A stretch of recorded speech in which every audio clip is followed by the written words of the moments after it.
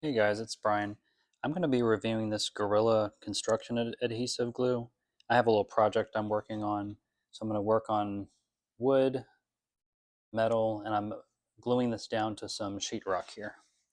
So let's see how this does. So it says you'll want to hold this down for 30 seconds. It comes with this little tube here as well. All right, so that's what it looks like here. It's like a white paste here. I'm trying to glue this wood onto the sheetrock as well as some PVC pipe and some metal here.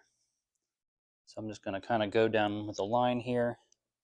I'm just applying this in kind of like a paste motion here, or like a wave. And I'm basically just going to turn this over. I'll put some weight down on this. I'm actually going to push my knee down on it, because I think the directions say to put pressure on it for 30 seconds. And these are the final results here. This is what I was working on. I've got two pieces of small drywall. It's got the wood attached to it. Got a metal pipe, PVC pipe, and then a wire here, and then a metal coupling.